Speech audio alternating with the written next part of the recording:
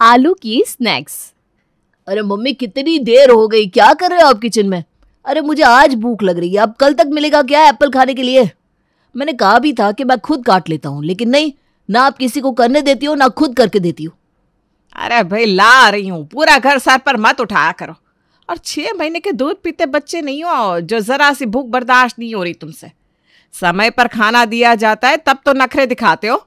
बेवक्त चिल्लाकर मेरा दिमाग मत चाटो। अब मैं सेब खाने के लिए मांग रहा हूँ, उसमें भी मुझे बातें सुना रही हो मम्मी आप। वैसे दिन भर तो चिल्लाती रहती हो कि मैं कुछ हेल्दी खाता नहीं, अब एप्पल से हेल्दी और क्या खाऊं? हाँ भाई हाँ, ठीक है, सुन लिया। ये ले, तेरे एप्पल कट कर आ गए, खा ले, मिटा ले अपनी भूख। मैं कोई 6 महीने का बच्चा नहीं हूं, तो फिर 6 महीने के बच्चों की तरह छिलका उतार के सेब क्यों खिला रही हो? दांत है मेरे मुंह में, वैसे भी चबा कर खा लेता हूं। तभी कहूं इतनी देर क्यों लग रही है आपको सेब काटने में? देख बेटा, तुझे अच्छे से पता है मुझे गंदगी नाम से ही चिढ़ है। पता नहीं इस दुकान पर कितनी तरह के लोग आते हैं, इन सेब को छू छू कर देखते हैं। 10 लोगों को 10 तरह की बीमारियां होती है, सबकी सब इन फलों और सब्जियों में ट्रांसफर होती है कि नहीं? तू क्या चाहता है कि सेब के साथ साथ वो गंदगी, बीमारियां, वायरस सब अपने पेट के अंदर डाल लूं मैं एक बार को ना खाऊं मुझे चलेगा, लेकिन गंदगी से नहीं खा सकती। हाँ। अरे मम्मी बस करो, आप तो ना इतनी तरह की बातें बता देती हो कि अच्छे खासे बंदे का खाने से मन ही हट जाए। और आपकी जानकारी के लिए बता दूं, हिंदुस्तान में पता नहीं कितने लोग ऐसे हैं जो फल और सब्जी को ठेलों से उठाकर ऐसे ही खा जाते हैं, धोने की भी जरूरत नहीं समझते। एक आप हो जो 20 मिनट तक रगड़ रगड़ के धोने के बाद फिर उसे गर्म पानी में डुबोती हो, और जब इतने से भी आपका पेट नहीं भरता तो फिर उनके छिलके उतार कर उनका आधा स्वाद विटामिन खत्म कर देती हो। मुझे ऐसा लगता है मम्मी, एक तरह की मानसिक बीमारी हो गई है आपको। अच्छा, अगर मैं तुम्हें 100 तरह की बीमारियों से बचा रही हूँ, साफ सुथरा खाना खिला रही हूँ, इतनी मेहनत कर रही हूँ तुम लोगों की सेहत ठीक रहे, तो इसका मतलब मैं मानसिक बीमार हो गई? वाह बेटा वाह।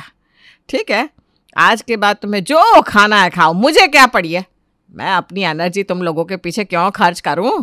एक तो भलाई करो, ऊपर से बातें भी सुनो। आजकल भलाई का जमाना ही नहीं रहा। अच्छा मम्मी चलो ठीक है, अब आप अपना मूड खराब मत करो। आधे घंटे रगड़ रगड़ कर इन सेबों की मसाज करने के बाद आप इन्हें काट कर लाई हो, तो अब खा भी लो। बेटी की बात सुनकर कविता का मिजाज थोड़ा बिगड़ गया था। फिर भी उसकी बातों को इग्नोर करके कविता टेबल पर कांच की प्लेट में रखे हुए एप्पल के टुकड़ों को उठाकर खाने लगती है। अगले दिन, अरे भाग्यवान, कल मैं परवल लेकर आया था, तुमसे कहा था ना परवल की बढ़िया सी सब्जी बना देना, तो कितने दिन में मिल जाएगी वो सब्जी? तुम्हें पता है ना, परवल को तुरंत ना बनाओ तो मुरझा जाता है। अब इतने साल की गृहस्थी हो गई है तुम्हारी, कितनी बार बताना पड़ेगा? अब इतने सालों की गृहस्थी का ताना ना आप मुझे ना दे तो ही बेहतर होगा, क्योंकि गृहस्थी मेरे अकेले की नहीं हुई इतने साल की। आपको भी मेरा साथ निभाते निभाते 25 साल हो गए, तो इतना तो आप भी जानते होंगे कि परवल मैं बिना छिले नहीं बनाती। और ये जो टेबल पर आपके सामने रखा है ना, ये आपका पसंदीदा परवल ही है। क्या बात कर रही हो भाग्यवान, ये परवल की सब्जी है? अरे कोई देख कर कह सकता है कि ये परवल है? तुमने तो उसकी प्राण आत्मा सब निकाल दी। इतना मोटा मोटा परवल का छिलका उतार दोगे तो उसके अंदर बचेगा क्या? ऊपर से कुकर में सीटी लगाकर बिल्कुल हलवा बनाकर रख दिया सब्जी का। पता ही नहीं चल रहा कौन सी सब्जी है। क्या पता कब तुम मेरे मिजाज का खाना बनाना सीख जाओगी। अब तो हमें लगता है कि बहू ही ले आया, कम से कम ढंग का खाना तो खाने को मिले। बाकी की औरतें आधे घंटे में खाना बना लेती है, और एक तुम हो कि तुम्हें 2 गुना समय लगता है खाना बनाने में, और उसके बाद भी सारी सब्जियों का रंग रूप बदल जाता है। अरे पापा, मम्मी को डबल टाइम इसलिए लगता है क्योंकि आपको पता है जितनी सेवा मम्मी हम लोगों की नहीं करती, उससे ज़्यादा सेवा मम्मी सब्जी और फलों की करती है। पहले उन्हें 10 मिनट तक नल के पानी से धोती हैं, उसके बाद उबलते हुए पानी में डालकर 10 मिनट तक छोड़ देती हैं, फिर उसके बाद उनका छिलका निकालती हैं, और तब जाकर सब्जी बनने के लिए तैयार होती है। आपको बात समझ में आई पापा? मम्मी की पूरी रेसिपी नोट कर रखी है मैंने। अरे चुप कर नालायक, जब देखो तब बाप की साइड लेकर माँ की टांग खींचने के लिए चला आता है। अरे तेरे जैसी औलाद को ही निकम्मी औलाद कहते हैं। इतना बड़ा मैंने किया और जब देखो तब आपकी साइड लेने के लिए तैयार रहता है। मम्मी मैं पापा की साइड नहीं ले रहा हूँ, लेकिन आप ये बताओ कि टमाटर का छिलका उतार कर सब्जी में कौन डालता है? अरे मम्मी इतना क्यों सोचती हो आप? सारी दुनिया यही सब्जियां खा रही है ना, और एक आप हो कि टमाटर का भी छिलका निकाल के उसे सब्जी में डालती हो। पूरा दिन किचन में बीत जाता है आपका। कभी कोई सब्जी धोती हो, कभी फलों के छिलके निकालती हो, यहाँ तक कि अंगूर के भी छिलके निकालते हो आप। घंटों लग जाते हैं। इससे तो अच्छा है कि फल लाना ही बंद कर दो। आपको देखते देखते ना मैं भी इरिटेट हो जाता हूँ। हाँ बेटा, माँ को देख कर ना ऐसे ही इरिटेट हो जाते हैं। बीवी आएगी ना तब देखूंगी कैसे जुबान चलाओगे इतनी। जल्दी ही ईशानी नाम की एक लड़की के साथ रोहन की शादी होती है और ईशानी अपने ससुराल आ जाती है पहली रसोई के समय। देखो बेटा, ये पनीर की सब्जी, पूरी, पकवान ये तो सभी बहुएं बना लेती है। मुझे पता है तुम भी बना ही लोगी, लेकिन मैं चाहती हूँ कि तुम कुछ ऐसा स्पेशल बनाओ जो किसी ने पहले खाया ही ना हो, एकदम नया और यूनिक, जिसे जो भी खाए उंगलियां चाटता रह जाए और हमेशा याद रखे। रोहन की मुंह दिखाई में ऐसी डिश खाई थी जिसकी आज तक याद आती है। ठीक है मम्मी जी, अगर ऐसी बात है तो मैं आज आपको ऐसी डिश बनाकर खिलाऊंगी जिसे आपने आज से पहले कभी नहीं खाया होगा, आप भी याद रखेंगी। बहू ईशानी रसोई में जाती है और कुछ देर बाद बढ़िया स्नैक्स बनाकर तैयार कर लेती है। उसके साथ वो आलू दम की स्वादिष्ट सब्जी और आलू की कचौड़ियाँ भी बनाकर तैयार कर लेती है। बहू, रसोई से खुशबू तो बहुत अच्छी आ रही है। क्या बनाया है भाई तुमने?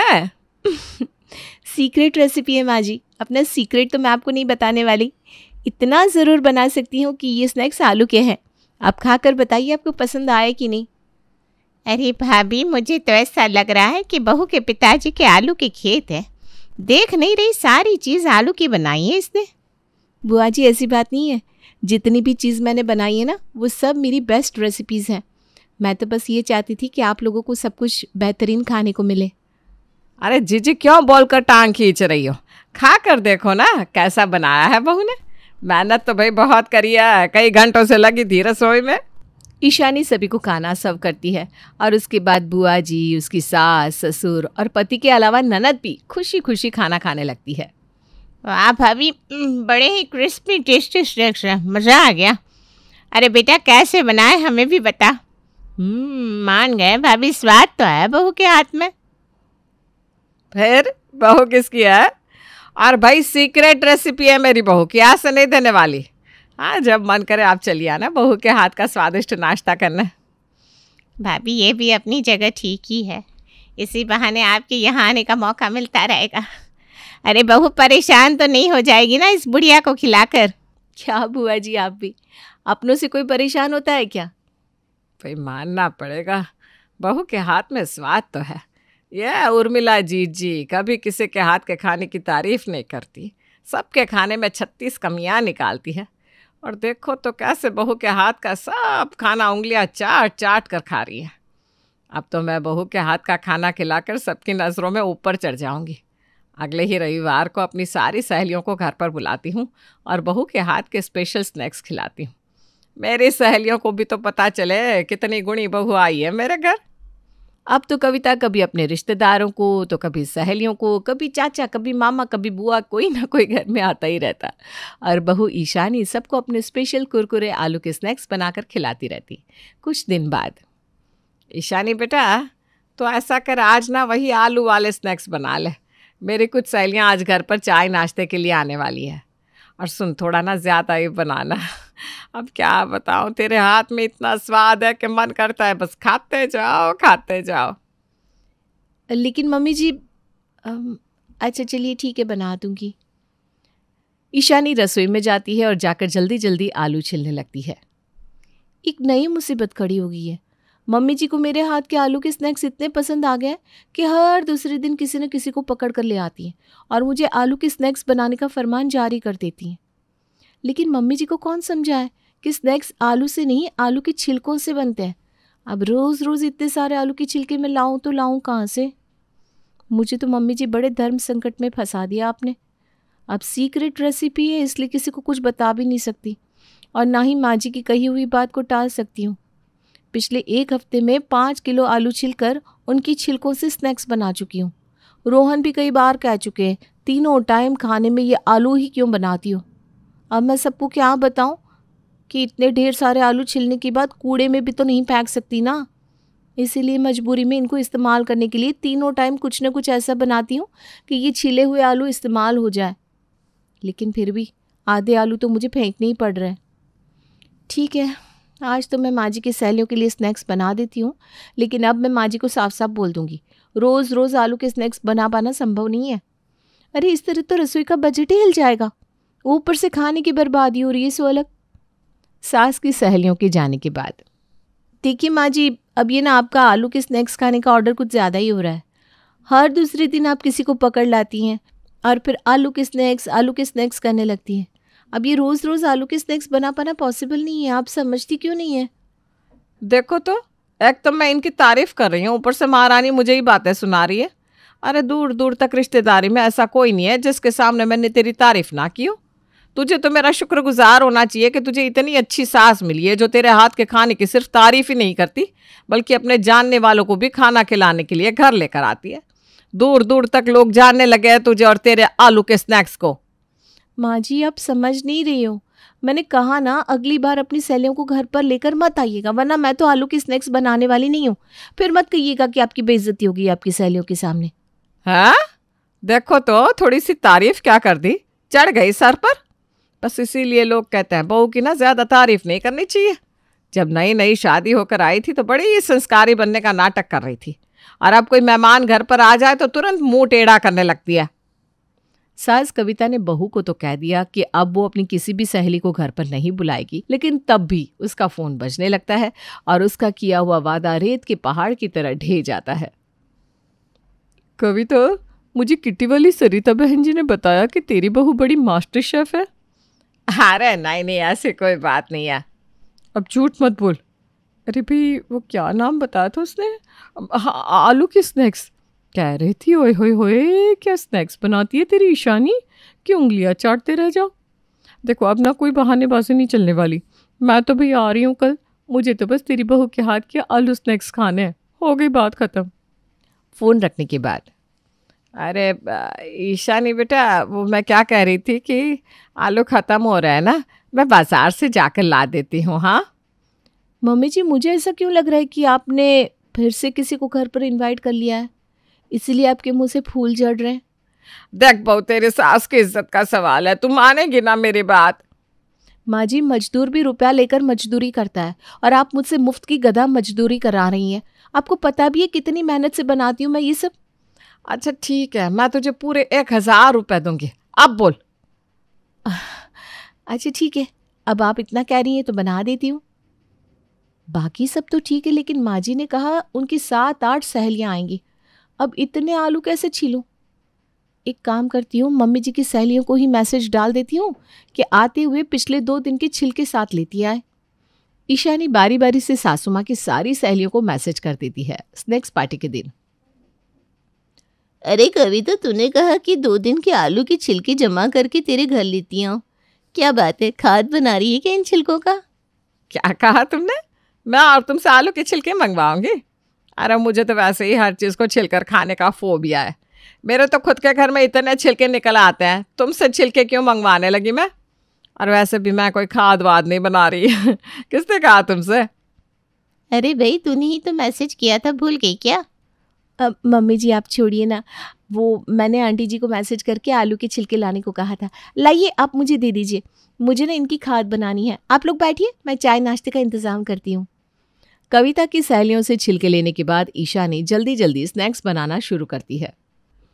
वाह बेटा वाह, मज़ा ही आ गया। देखो तुम बिल्कुल चिंता मत करो, मैं खुद हर हफ्ते आकर तुम्हें आलू के छिलके देकर जाऊंगी। तुम बस ऐसे ही स्वादिष्ट स्नैक्स बनाकर खिला दिया करना, हिसाब बराबर। सहेलियों के जाने के बाद, बहू ज़रा इधर तो आ। अरे क्यों भाई, क्या ज़रूरत थी सारे मोहल्ले का कचरा अपने घर मंगवाने की? मुझे भी तो पता चले तू करेगी क्या उन छिलकों का। तू क्या अब खाद की दुकान लगाने वाली है? अरे मम्मी जी आप छोड़िए ना, क्यों इन छिलकों के पीछे पड़ गई हैं? आपको पसंद नहीं है तो आगे से मैं नहीं मंगवाऊंगी। अरे तू रुक, पहले मुझे पूरी बात बता कर जा। ये दूसरों के घर के गंदे छिलके तूने अपने घर मंगवाए क्यों?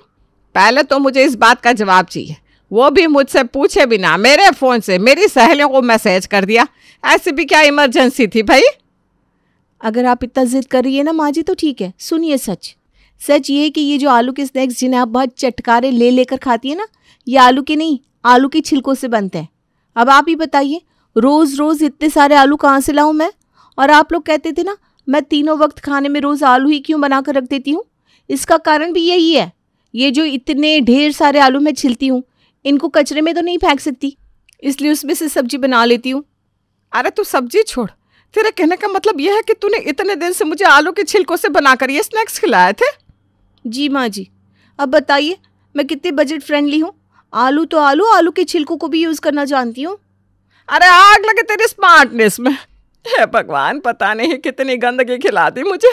छी छी छी, छिलकों के स्नैक्स कौन बनाता है? ये सही हुआ मम्मी आपके साथ, बहुत तारीफ करती थी ना इसके हाथ के खाने की। अब पता चला सारा स्वाद कहाँ से आ रहा था। वही छिलके जिन्हें आप डस्टबिन में फेंक देती थी, वहीं से सारा स्वाद लेकर आई है आपकी बहू। अरे ईशानी, तुम्हें पता भी है माँ को सब्जियों के छिलकों से कितनी एलर्जी है। टमाटर तक छिलके सब्जी बना दी है मम्मी, और तुमने उन्हें कुछ नहीं तो आलू के छिलके ही खिला डाले। ये सही था। मम्मी जी सुनिए ना, देखिए आपको मेरे आलू की छिलके वाली रेसिपी बहुत पसंद आई ना। मुझे ना केले के छिलके से भी स्नैक्स बनाने आते हैं। अगले हफ्ते मैं वही ट्राई करूंगी। चुप हो जा, इससे पहले कि मुझे उल्टी हो जाए, निकल जा यहाँ से।